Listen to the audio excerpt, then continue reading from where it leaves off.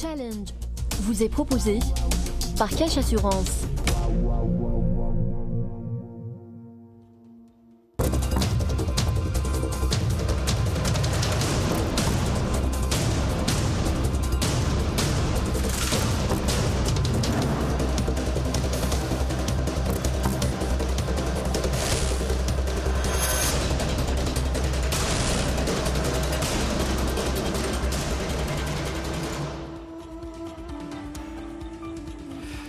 Mesdames, Messieurs, bonsoir et bienvenue sur Challenge.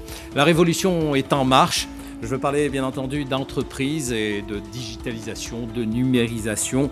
Nous allons tout de suite faire le point avec nos deux invités qui sont des spécialistes de la question sur cette question essentielle et en pleine évolution. Sarah Nadia Merchem, bonsoir, bienvenue. Très active sur les réseaux sociaux avec un portefeuille client très appréciable. Vous dirigez ce soir, aujourd'hui, l'agence Oximuse à Alger avec un directeur associé qui est votre époux. Tout à fait. Khaled Djebloun, vous êtes le co-directeur de l'agence Toupi de Pi. C'est-à-dire, ça fait 360 degrés en tout, les 360 degrés de la communication que vous servez donc à vos prestigieux clients, vous aussi.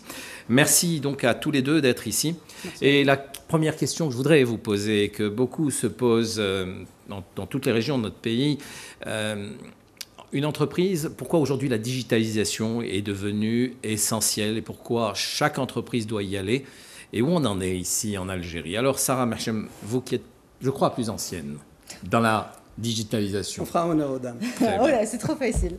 Alors, plus ancienne, non, parce qu'on a commencé ensemble, en fait, avec Khaled. On s'est connus au début de cette digitalisation. C'est important aussi de préciser, quand on parle de digitalisation, de quoi on parle exactement, parce que le digital regroupe plusieurs métiers. Donc, on a de la e-pub, on a du référencement, on a du social media. Ça fait un peu jargon, tout ça. En gros, quand on parle de digital aujourd'hui, on a tendance à vulgariser, à parler directement des réseaux sociaux. Alors, ça a commencé avec l'essor des réseaux sociaux, tout simplement. Donc, dès que Facebook s'est imposé par lui-même en Algérie, les marques se sont également intéressées à ces réseaux. Donc, on peut dire que cette aventure en Algérie a commencé il y a maintenant 5-7 ans. Et puis, on commence à ressentir quand même un intérêt, un engouement beaucoup plus important ces 2 dernières années. Khaled Djebloun, vous vous êtes lancé dans la digitalisation. Bon, vous avez beaucoup d'activités dans votre entreprise, mais la digitalisation, alors quelle part aujourd'hui prend-elle et pourquoi aussi vous vous êtes lancé dans ce domaine? Moi, je vais passer tout de suite aux chiffres. Aujourd'hui, en Algérie, on compte près de 22 millions d'utilisateurs d'Internet. Donc aujourd'hui, le digital et le web deviennent médias. Donc les entreprises ont tout intérêt à y être. Donc ça, c'est la première raison. Voilà. Et maintenant, nous, de notre côté aussi, on est acteurs du digital. On doit accompagner ces marques pour être présentes sur le web, pour justement apprivoiser ce média qui peut paraître compliqué, mais au final qui peut apporter beaucoup de bénéfices pour les marques. Alors où on en est aujourd'hui? Nos entreprises, comment vous qualifiez notre marché? Est-ce il a pris en main ce digital ou non? Il n'y a qu'à voir, aujourd'hui, il y a beaucoup de multinationales qui ont fait le pas de la digitalisation. On compte beaucoup d'entreprises présentes sur les médias sociaux. Ça commence par eux parce qu'elles viennent avec des habitudes avec des guidelines, etc. C'est-à-dire elles ont déjà... Voilà, c'est rodé. Puis aujourd'hui, on compte bien sûr maintenant beaucoup d'entreprises locales qui commencent à être sur le web ou sur les médias sociaux. Donc c'est tout à fait normal que d'autres entreprises vont suivre pour commencer à se digitaliser. Une marque va suivre son consommateur. Son consommateur aujourd'hui se trouve sur le digital, donc notamment, principalement sur les réseaux sociaux. On a tendance à parler de réseaux sociaux très facilement parce qu'aujourd'hui, quand on parle de 22 utilisateurs, on sait que Facebook a quand même 20 millions d'utilisateurs, de comptes Facebook algériens. Donc, c'est vrai que ça a été beaucoup plus facile pour les marques internationales qui, elles, se sont lancées il y a bien plus longtemps. C'est-à-dire, quand on parlait tout à l'heure des 5-7 ans, ce sont justement ces marques internationales qui se sont lancées parce qu'elles venaient avec des prérequis qui étaient internationaux. Aujourd'hui, quand on voit des clients historiques, des locaux historiques, dont je ne citerai pas le nom parce qu'on est en direct, qui sont dans la biscuiterie ou dans plusieurs secteurs alimentaires qui sont quand même des marques historiques qui se lancent sur Facebook, je dis quand même le pas est franchi. Maintenant, est-ce que il y a une différence entre parler de présence et parler de développement et de stratégie? Donc là, c'est un autre... faudrait aller plus loin. Il faudrait aller plus loin. Et pour aller plus loin, il faut des compétences. Où c'est que vous les trouvez, ces compétences? On les trouve tout simplement sur Internet déjà. Enfin, le cheminement est très classique. Hein. On fait beaucoup de veille. Il faut chercher ses talents. Il faut les former aussi. Souvent, ça passe par la formation. On a une responsabilité par rapport à ça. Donc, il faut vraiment faire beaucoup de recherches, trouver les bonnes personnes, les bonnes compétences. Et puis, il y a plusieurs métiers. Hein. Tout dépend de ce qu'on cherche à travers... Alors, quels sont ces métiers? Quel est l'univers du digital aujourd'hui? Alors, aujourd'hui, souvent, le digital, il y a souvent des métiers techniques, souvent des développeurs web, historiquement, parce que aujourd'hui, on a beaucoup d'agences digitales, on parle beaucoup de digital, mais historiquement, il y avait beaucoup plus des agences web. Donc, elles créaient des sites internet, elles développaient des applications mobiles, etc., etc. Maintenant, avec les médias sociaux, etc., on parle beaucoup plus de stratégie. Donc, il ne suffit pas d'être bon technicien, etc., pour commencer à faire du digital. Il faut de la stratégie. Donc, on va chercher de la compétence chez des gens qui sont licenciés ou qui ont des compétences en marketing. On va chercher, c'est-à-dire des gens qui vont embellir tout ce qu'on va produire sur ces réseaux sociaux, bien sûr. Le fait Internet soit un combiné de cas souvent, qui a l'IFIC, mais aussi la création, je dirais, intellectuelle. Ça doit être pas facile de trouver toujours les personnes qui peuvent prendre en charge une communication sur les réseaux sociaux pour une entreprise. Et c'est ce que vous appelez dans votre jargon le community management. Alors, community manager, c'est un peu le métier trend, le métier tendance, le métier que tout le monde connaît. Hein, c'est un peu le héros des réseaux sociaux, mais il faut savoir que le community management n'existe pas par lui-même, à lui seul plutôt, dans nos métiers. Donc, on a le social media manager, on a le content manager, on a le community manager. Donc, il y a des rôles bien précis. Le community manager ne peut pas tout faire par défaut. Ça, c'est un peu, c'est ce qu'on pense aujourd'hui. On se dit, ok, je suis une marque, c'est très simple. Je vais prendre quelqu'un qui est sorti d'une école, d'une université, qui a fait communication, qui écrit plutôt bien, et je vais lui donner à gérer sur mon Facebook ma marque. Non, ça se passe pas, je suis désolée de vous le dire, mais ça se passe pas aussi simplement, ce n'est pas, aussi simple que ça, pour la simple raison qu'un community manager doit avoir des prérequis. Donc nous, par contre, à Oximus, qu'on fait, on est dans la formation, on cherche pas forcément des personnes qui sortent d'université de communication.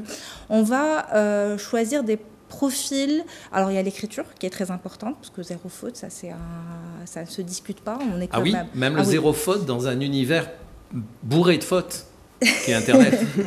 Oui, non. Là, on est quand même, on parle au nom d'une marque. Donc, on ne peut pas se permettre aujourd'hui de faire des erreurs, qu'elles soient d'orthographe, de grammaire en français ou en arabe, donc, sur les deux langues. On va plutôt chercher une personnalité aussi. Donc, c'est quelqu'un qui va être plutôt polyvalent, qui va pouvoir être caméléon, qui va pouvoir aussi avoir, qui va plutôt être zen aussi, parce que le fait de gérer aussi des insultes, le stress, oui, la pression. Sinon, le community manager, ça dépend des écoles. Alors, il y a le community manager qui va aussi faire de la stratégie, mais il y en a dans d'autres structures où c'est plutôt le social media manager qui va faire la stratégie. Ah oui, il y a plusieurs métiers. Quelle est la différence ? Ce sont des écoles. Alors, la différence... Entre le community manager et le social media. Alors, moi, je vais vous parler comment nous, on dispatche au sein de l'agence, comment on dispatche, nous, nos métiers à Oximus. On va avoir le modérateur, animateur. Cette personne-là est chargée, en fait, de discuter exclusivement avec les fans. Donc, ça va être tout ce qui est questions, réponses, conversations. D'accord. On a le community manager qui, lui, bien sûr, a un travail étroit avec le modérateur, mais qui va aussi s'occuper de la création de contenu.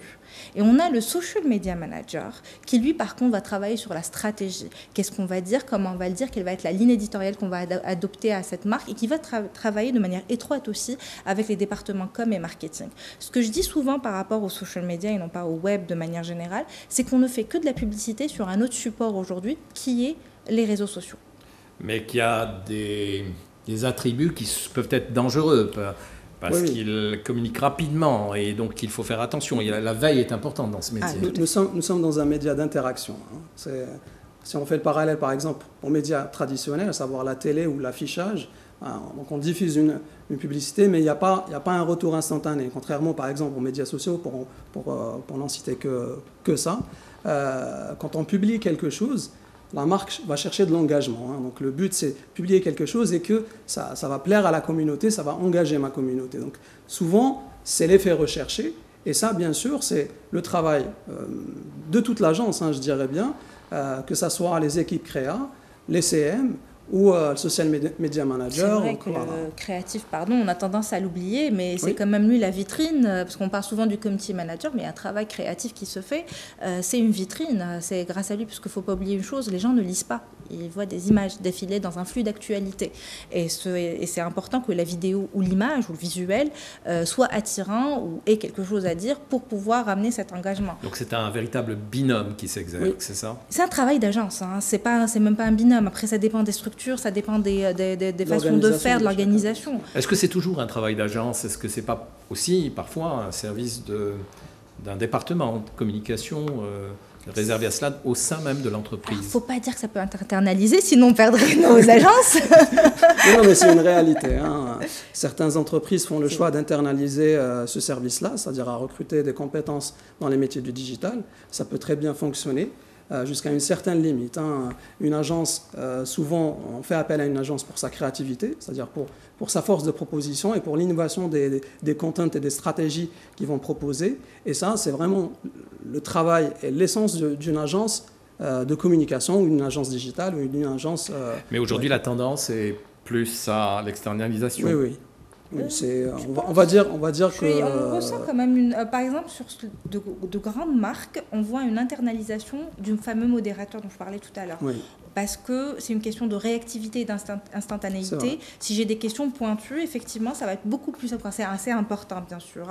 Si on prend les opérateurs, par exemple, qui reçoivent beaucoup de demandes et de réclamations, c'est beaucoup plus simple peut-être d'avoir ça en interne et d'être plus réactif aux réponses que d'avoir une agence en suivant tout un process de réception. Et il y a souvent une histoire aussi de rythmique. Il ne faut pas se faire devancer, dans le contrôle en tout cas, par le client, par l'entreprise, qui surveille aussi ce que vous faites et les réactions du public, du consommateur. Tout à fait. Donc, je pense que vous devez être plus réactif que l'entreprise qui veille aussi à ce que vous faites et sur sa page. Souvent, quand on fait du social media, on fait de la veille et de la réputation avec.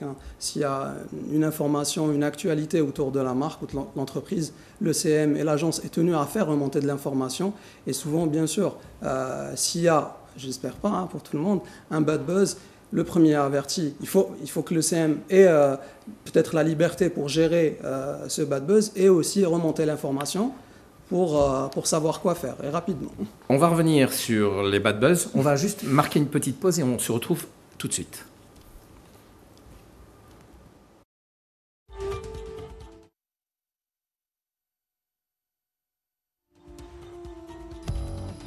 Entreprises et particuliers. Vous vous posez des questions sur la meilleure façon de couvrir vos biens? Ne cherchez plus. Cash Assurance vous assure un traitement personnalisé, efficace et à des prix concurrentiels. N'hésitez pas, des professionnels sont à votre écoute. Pour plus d'informations, rejoignez-nous sur le site www.cash-assurance.dz. Cash Assurance, votre confiance est notre réussite.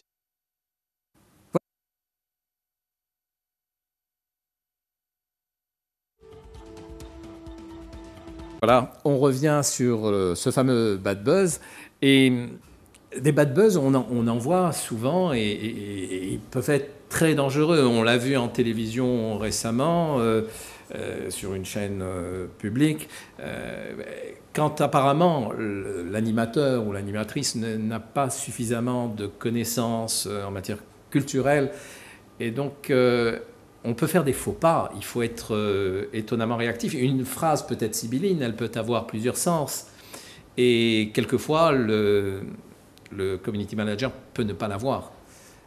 Alors, franchement, est-ce que vous êtes toujours sûr de vos hommes et femmes, de vos compétences, ou bien vous y associez plusieurs contrôles de manière à ne pas rater le coche?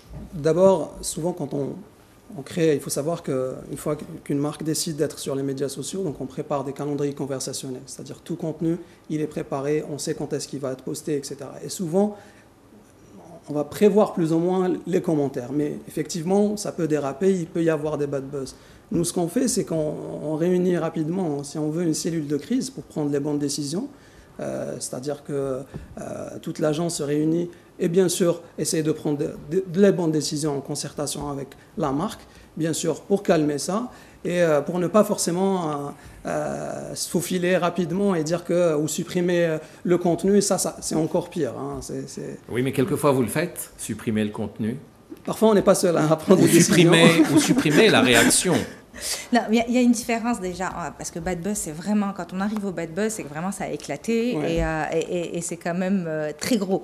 Il y a ce qu'on appelle un peu l'effet boule de neige, donc on va avoir un peu quelques commentaires qui vont s'enchaîner, et ça on arrive plus ou moins à gérer. Donc supprimer non, mais il y a des techniques où on peut masquer, où on peut détourner. Ouais. Mais le bad buzz en général, ça prend une telle ampleur que ce n'est plus l'agence en elle-même qui va gérer. Là on fait appel à d'autres acteurs qui sont le PR, où la marque est totalement impliquée et intégrée dans les processus qui prend de crise. Le relais. Ah ben oui, là c'est plus l'affaire d'une agence, là on parle de bad buzz. Mais sinon dans les des petits bad buzz mignons, c'est l'affaire d'une agence, mais d'une autre agence. D'une autre agence, voilà, c'est d'autres compétences qui doivent rentrer en jeu.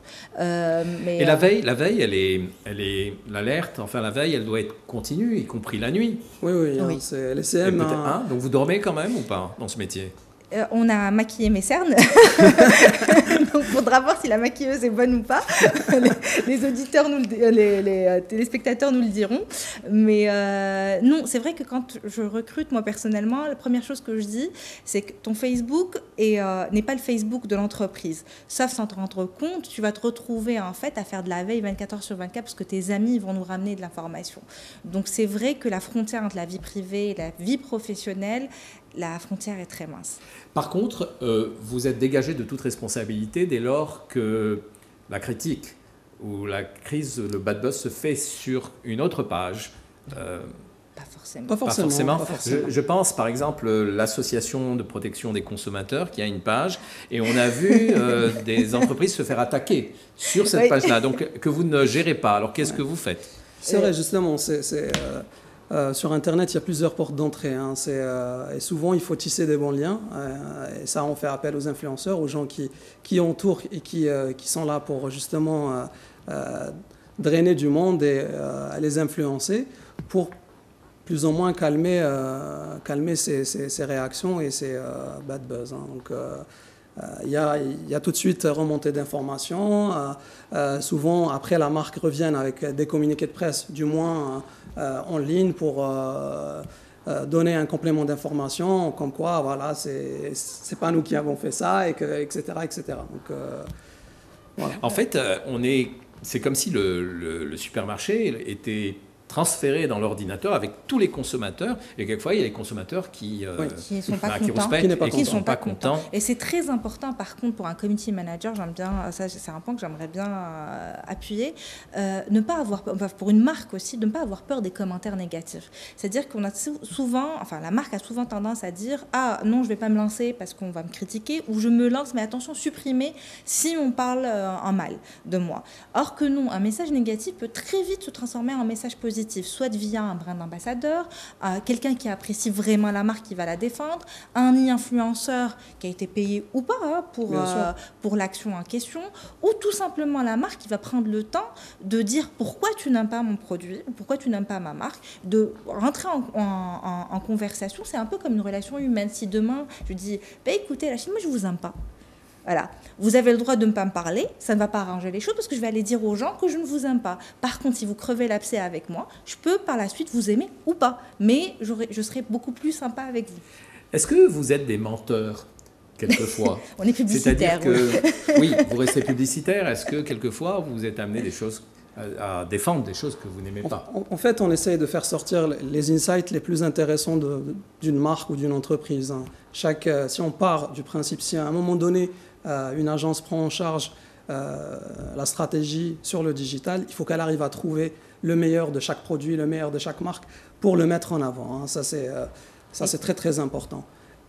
Et le verre est toujours à moitié plein, jamais à moitié vide. Vous êtes beaucoup d'acteurs, d'agences qui opèrent dans le digital aujourd'hui au service des entreprises. Est-ce qu'il y en a suffisamment et où est-ce que vous absorbez tout le marché, enfin toute la demande ou pas? Non, il y a de la place pour tout le monde. Il y a de la place pour tout le monde, à condition que ça reste professionnel et que ça reste propre.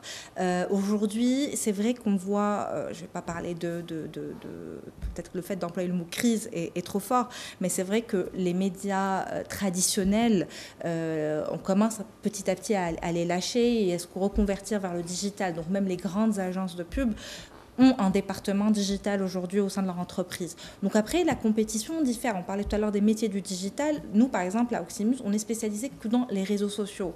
Khaled, non, ils vont faire du développement, de la prod. Donc on peut être complémentaire aussi tout en étant concurrent. Et je travaille avec beaucoup de mes concurrents sans pour autant se tirer dans les pattes. Donc oui. Aujourd'hui, c'est un domaine qui est en pleine expansion. Il y a de plus en plus d'acteurs et on voit il y a une montée économique en Algérie. Donc il y a de nouvelles marques, il y a de nouveaux secteurs qui arrivent, à savoir l'électroménager, etc. C'est vrai que l'automobile communique de moins en moins, mais ça a été équilibré par d'autres secteurs. Et ces secteurs-là ont besoin d'une présence sur le digital. Et bien évidemment, ça passe par des agences Khaled Jebloun, je vous ai invité parce que je ne vous connaissais pas, mais je vous ai invité parce que j'ai vu que vous aviez posté une demande, vous cherchez à recruter un community manager, et je vois beaucoup ces annonces passer. C'est un métier qui visiblement est en vogue, qui est demandé. On en a parlé, qui ne doit pas être toujours facile ça ne doit pas être toujours facile de trouver les bons acteurs dans ce domaine. Et je voyais aussi une annonce qui disait est-il normal aujourd'hui de payer un community manager au salaire d'un chauffeur, par exemple? Oui. Qu'est-ce que vous en pensez? Je pense que tout métier mérite salaire. La comparaison, je pense que n'a pas à avoir lieu. Un chauffeur passe des heures. N'oubliez pas qu'il y a vos community managers qui vous regardent. Non, mais... On en a déjà parlé. Un chauffeur passe beaucoup de temps... Vous êtes moins loquace, ça. non, je laisse parler et je répondrai. Un chauffeur passe beaucoup de temps dans la circulation et c'est tout à fait... ça demande beaucoup de compétences. Il faut qu'il connaisse bien les rues d'Alger ou d'autres wilayas pour mener à bien ses clients. Mais effectivement, je pense que la comparaison n'a pas à avoir lieu. Mais bien sûr, ça reste quand même un métier qui est à la mode, qui est un métier qui est très demandé. On voit beaucoup il n'y a pas que le community manager. Souvent, les métiers du digital aujourd'hui sont très demandés. Il y a beaucoup d'entreprises qui commencent à intégrer cette compétence à l'intérieur, au sein de départements marketing. Ou bien ça peut passer par de la formation, c'est-à-dire garder ses équipes et les actualiser, ou recruter des gens compétents, des gens avec une certaine expertise dans le digital pour pouvoir ou bien créer des départements au sein de l'entreprise ou faire appel à des agences tout simplement. Il faut savoir que pour faire de la bonne stratégie, pour faire du bon web, il faut un travail des deux parties. Il n'y a pas que l'agence qui va tout faire, mais c'est un travail entre l'entreprise et l'agence. On n'est pas marabout non plus. Voilà.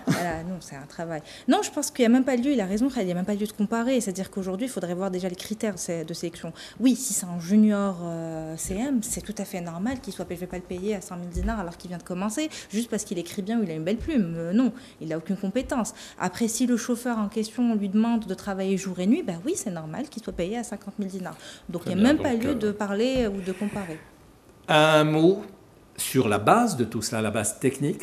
Est-ce que vous l'avez? C'est-à-dire, est-ce que pour faire du digital, pour faire de l'Internet, qu'est-ce que vous pensez de l'environnement en termes techniques? Est-ce que vous avez à votre disposition des outils qui fonctionnent vite?